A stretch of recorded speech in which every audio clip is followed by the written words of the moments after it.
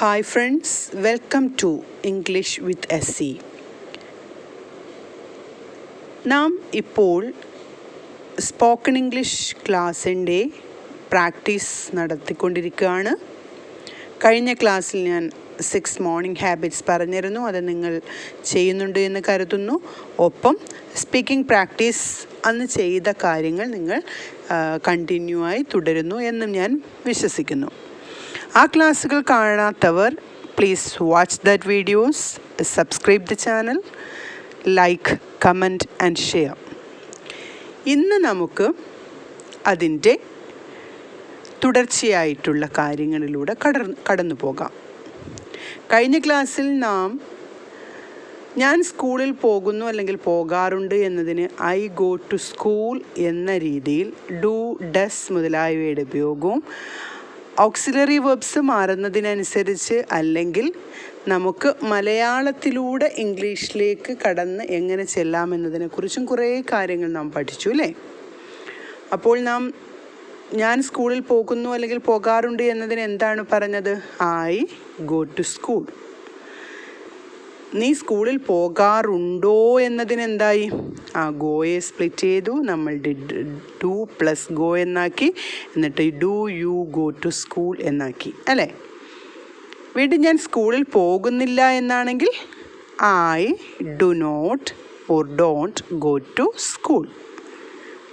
നീ എവിടെ പോകുന്നു എന്നാണെങ്കിൽ വെയർ ഡു യു ഗോ അല്ലേ. ഇത്രയാണല്ലോ നാം പഠിച്ചത്. ഇനി നമുക്ക് അത് ഞാൻ സ്കൂളിൽ പോകുന്നു എന്നത് മാറ്റി ഞാൻ സ്കൂളിൽ പോയിരുന്നു എന്നാക്കണം. ഇല്ലെങ്കിൽ ഞാൻ സ്കൂളിൽ പോകാറുണ്ടായിരുന്നു എന്നാക്കണം. വ്യത്യാസം മനസ്സിലാവുന്നുണ്ടല്ലോ. ഞാനിപ്പോൾ പോകുന്നു എന്നതും പോയിരുന്നു അല്ലെങ്കിൽ പോകാറുണ്ടായിരുന്നു എന്നതും മനസ്സിലായല്ലോ. അപ്പോൾ ശ്രദ്ധിക്കുക, ഞാൻ സ്കൂളിൽ പോയിരുന്നു. ഇത് സ്പോക്കൺ ഇംഗ്ലീഷ് പ്രാക്ടീസിൽ വളരെ പ്രധാനമാണ്. അതോടൊപ്പം തന്നെ ഈ വീഡിയോയുടെ ഏറ്റവും അവസാനം നാം സാധാരണയായി ഉപയോഗിക്കുന്ന യെസ്, നോ എന്ന ഓക്കെ എന്നൊക്കെ പോലുള്ള വാക്കുകൾ, അവയ്ക്ക് വളരെ നമുക്ക് എപ്പോഴും കോൺവെർസേഷനിൽ യൂസ് ചെയ്യാവുന്ന ചില പ്രധാനപ്പെട്ട, അതിന് പകരമായി ഉപയോഗിക്കാവുന്ന വളരെ പ്രധാനപ്പെട്ട ചില വാക്കുകൾ കൂടി ഞാൻ പറയുന്നതുണ്ട്. So watch the video till the last. Okay. അപ്പോൾ നോക്കുക, ഞാൻ സ്കൂളിൽ പോകുന്നു എന്നതിന് ഐ ഗോ ടു സ്കൂൾ എന്നല്ലേ പറഞ്ഞത്. അപ്പോൾ അവിടെ പോയിരുന്നു എന്നാണെങ്കിൽ എന്താവും എന്ന് ശ്രദ്ധിക്കുക. ഇപ്പോൾ നമ്മൾ ഐ ഗോ ടു സ്കൂൾ എന്നതിൽ ഗോ എന്നതിനെ സ്പ്ലിറ്റ് ചെയ്തു, ഡു പ്ലസ് ഗോ. ഇനി നമുക്കത് പോയിരുന്നു എന്നാക്കണമെങ്കിൽ ഈ ഡു എന്ന ഓക്സിലറി വെർബിനെ മാറ്റി അവിടെ നമുക്ക് എന്ത് ചേർക്കണം? ഡിഡ് പ്ലസ് ഗോ എന്നാക്കണം. അതായത് I did go. Did plus go എന്താണ്? Went. Okay. Did plus help ആണെങ്കിലോ ഹെൽപ്ഡ്. ഡിഡ് പ്ലസ് ജമ്പ് ആണെങ്കിൽ ജംപ്ഡ്. അപ്പോൾ പോയിരുന്നു അല്ലെങ്കിൽ പോകാറുണ്ടായിരുന്നു, സഹായിച്ചിരുന്നു ഇല്ലെങ്കിൽ സഹായിക്കാറുണ്ടായിരുന്നു. മനസ്സിലായല്ലോ. അപ്പോൾ അവിടുത്തെ ആ ഡു എന്ന ഓക്സിലറി വെർബ് മാറിയിട്ട് അവിടെ ഡിഡ് പ്ലസ് വെർബായി മാറുന്നു. അപ്പോൾ ശ്രദ്ധിക്കുക, ഇവിടെ ഡിഡ് പ്ലസ് ഗോ എന്നത് എന്താണാവുന്നത്? വെൻ്റാണ് ആകുന്നത്. അതായത് ഡിഡ് വെർബുകൾ പ്രത്യേകം ശ്രദ്ധിക്കുക. ഇപ്പോൾ ഹെൽപ്പിൻ്റെ കൂടെ ആണെങ്കിൽ ഞാൻ മുമ്പ് പറഞ്ഞ പോലെ ഹെൽപ്ഡ് എന്നാവും. ചില വെർബുകളുടെ കൂടെ ഡിഡ് വരുമ്പോൾ അത് പൂർണ്ണമായും ആ വാക്ക് മാറി മറ്റൊരു വാക്കിലേക്ക് മാറുന്നു. ഓക്കെ. ഇപ്പോൾ ഈറ്റ് പ്ലസ് ഡിഡ് എന്താവും? ഏറ്റ് ആവും. ഓക്കെ. അപ്പോൾ അത് പ്രത്യേകം ശ്രദ്ധിക്കുക. അപ്പോൾ ഇവിടെ ഞാൻ സ്കൂളിൽ പോകാറുണ്ടായിരുന്നു അല്ലെങ്കിൽ പോയിരുന്നു, ഐ വെൻറ്റ് ടു സ്കൂൾ. അപ്പോൾ ഞാൻ പോകാറുണ്ടായിരുന്നില്ല അല്ലെങ്കിൽ പോയിരുന്നില്ല എന്താവും? ഐ ഡു നോട്ട് എന്നുള്ളതിന് അവിടെ എന്ത് വരും? ഐ ഡിഡ് നോട്ട് ഗോ എന്താവും? വെൻറ്റല്ലേ അവിടെ മാറുന്നത്. ഗോ പ്ലസ് ഡിഡാണ്. അപ്പോൾ ഡിഡ് നമ്മൾ വെൻറ്റിൽ നിന്നും ഇങ്ങ് പുറത്തെടുക്കുന്നത് ഗോയായിട്ട് തന്നെ അവിടെ നിൽക്കും. അപ്പോൾ I did not go to school. ഞാൻ സ്കൂളിൽ പോയിരുന്നില്ല. ഇനി നീ സ്കൂളിൽ പോകാറുണ്ടായിരുന്നോ എന്നാണെങ്കിൽ എന്താവും? മുമ്പ് നമ്മൾ പഠിച്ചത് ശ്രദ്ധിക്കുക. Do you go to school എന്നുള്ളത് എന്തായി മാറും? Did you go to school. അപ്പോൾ നീ എവിടെ പോയിരുന്നു എന്നാണെങ്കിൽ where did you go. Okay, മനസ്സിലായി എന്ന് ഞാൻ കരുതുന്നു. അപ്പോൾ ഇവിടെ ശ്രദ്ധിക്കുക, ഞാൻ ഇന്നലെ എൻ്റെ അമ്മയെ സഹായിച്ചിരുന്നു. ഞാൻ സഹായിച്ചിരുന്നു എന്ന വാക്ക് പറയുന്നതിന് കാരണം മുമ്പേ ഞാനത് സൂചിപ്പിച്ചു. ഹെൽപ്പാണ്. സഹായിച്ചിരുന്നു എന്ന് വരുമ്പോൾ ഹെൽപ്ഡ്. അപ്പോൾ അത് സഹായിച്ചിരുന്നു എന്നാവുമ്പോൾ ഐ ഹെൽപ്ഡ് മൈ മദർ എന്നാണ് യെസ്റ്റർഡേ, ഇന്നലെ. Okay, I helped my mother yesterday. അപ്പോൾ ഞാൻ സഹായിച്ചിരുന്നില്ല എന്നാണെങ്കിൽ I did not help my mother yesterday. Did എടുക്കുമ്പോൾ ഹെൽപ്ഡ് എന്നുള്ളത് ഡിഡ് പ്ലസ് ഹെൽപ്പ് ആവുന്നു, ഡിഡ് നോട്ട് ഹെൽപ്പ് ആവുന്നു. ഓക്കെ, അപ്പോൾ നീ സഹായിച്ചിരുന്നോ എന്നാണെങ്കിൽ did you help your mother yesterday. Okay, അപ്പോൾ നീ എന്താണ് ചെയ്തതെന്നാണെങ്കിലോ what did you do. Okay, അല്ലെങ്കിൽ എന്താണ് സഹായിച്ചതെന്നാണെങ്കിൽ what did you help your mother yesterday.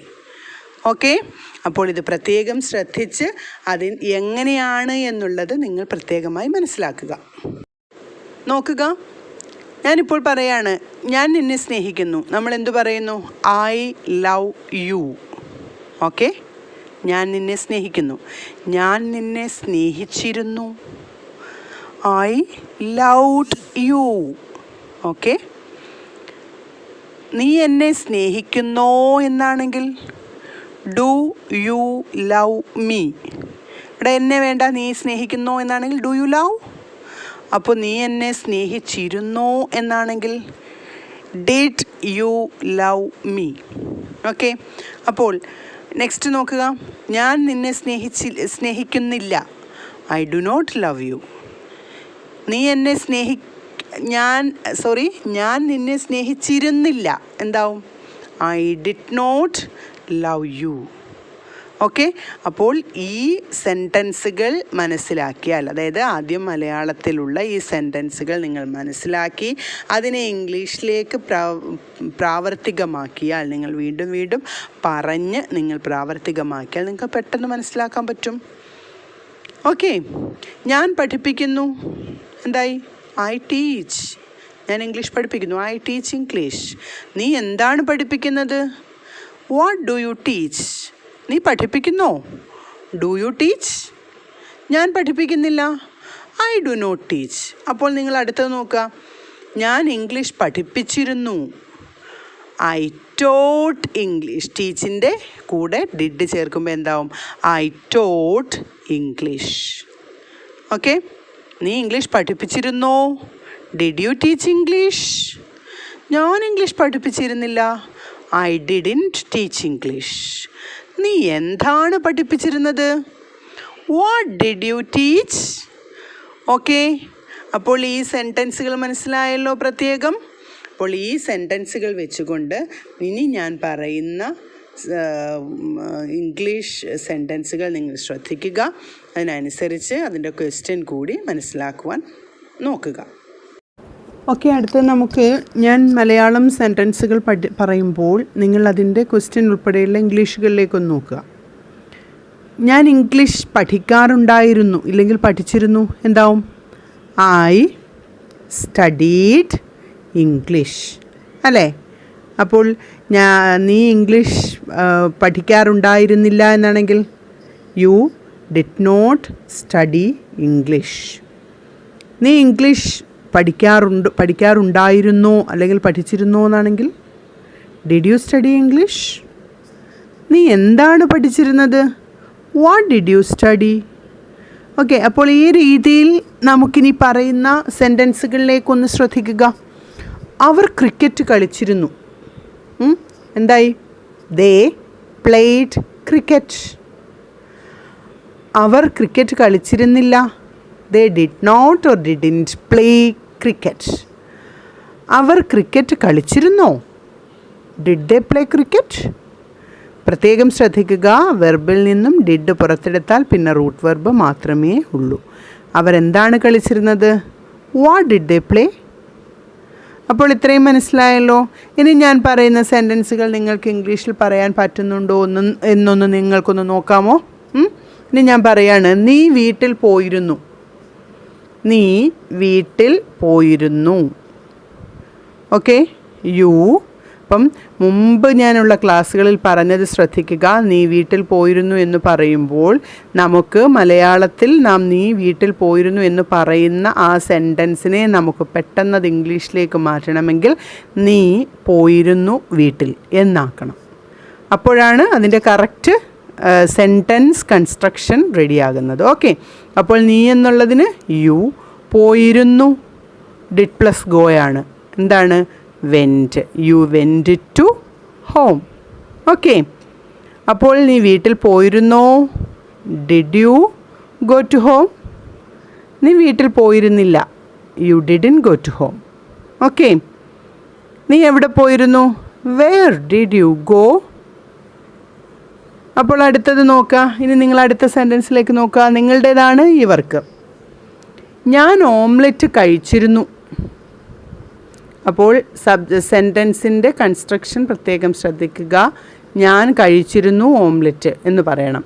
I ate omelette. Did plus ഈറ്റാണ് എയ്റ്റ്. നീ ഓംലെറ്റ് കഴിച്ചിരുന്നോ? എന്തു പറയണം? Did you eat omelette? Okay,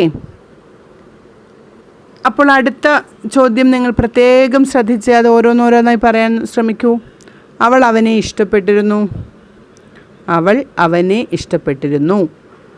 she loud him. അവൾ അവനെ ഇഷ്ടപ്പെട്ടിരുന്നോ എന്നാണെങ്കിൽ ലവ് സ്പ്ലിറ്റ് ചെയ്യുക. Did plus love.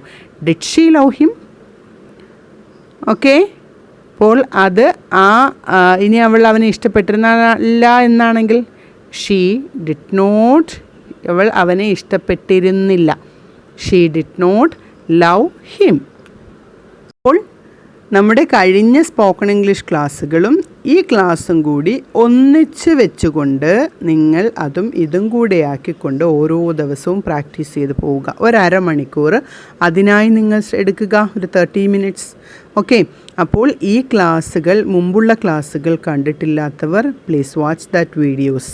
പ്രത്യേകമായി ഞാൻ വീണ്ടും വീണ്ടും പറയുകയാണ്, ആ ക്ലാസ്സുകൾ കാണുക. തീർച്ചയായും 30 ദിവസത്തിനുള്ളിൽ നിങ്ങൾക്ക് ഇംഗ്ലീഷ് സംസാരിക്കാൻ കഴിയുമെന്ന് ഞാൻ ഉറപ്പ് നൽകുകയാണ്. അപ്പോൾ നിങ്ങൾ ആ മുമ്പുള്ള വീഡിയോസ് കണ്ടിട്ടില്ലെങ്കിൽ പ്രത്യേകമായി കാണുക.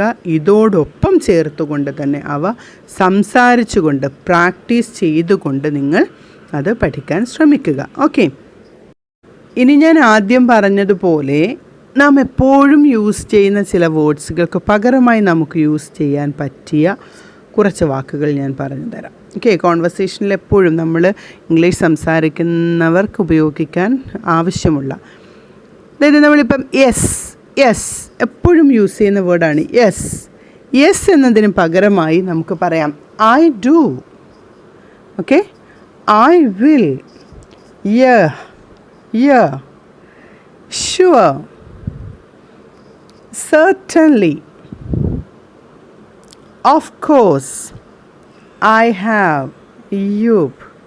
ഓക്കെ, അപ്പോൾ യെസ് എന്ന വാക്കിന് പകരമായി നമുക്ക് ഏതൊക്കെ വാക്കുകൾ യൂസ് ചെയ്യാം? I do, I will, sure, certainly, of course, I have. Okay, അപ്പോൾ ഇന്നത്തെ നമ്മുടെ ഈ ക്ലാസ്സുകളിൽ നാം കഴിഞ്ഞ ക്ലാസ്സും ഈ ക്ലാസ്സുമായി ഒന്നിച്ച് മിക്സ് ചെയ്താണ് പഠിപ്പിച്ചിട്ടുള്ളത്. അപ്പോൾ കഴിഞ്ഞ ക്ലാസ്സുകൾ പ്രത്യേകം കാണുക. അതിനുശേഷം ഈ ക്ലാസ്സുകൾ കൂടി, ഈ ക്ലാസ്സിലെ പ്രധാനപ്പെട്ട കാര്യങ്ങൾ കൂടി പരസ്പരം കോർത്തിണക്കിക്കൊണ്ട് നിങ്ങളുടെ ഡെയിലി ലൈഫിൽ നിങ്ങൾ പ്രത്യേകമായി ഉപയോഗിക്കുക. തീർച്ചയായും നിങ്ങൾക്ക് വളരെ പെട്ടെന്ന് ഇംഗ്ലീഷ് സംസാരിക്കുവാനായി സാധിക്കുന്നതാണ്. So please subscribe my channel, like, comment and share. Thank you for watching. Signing off, ASEENA Ibrahim.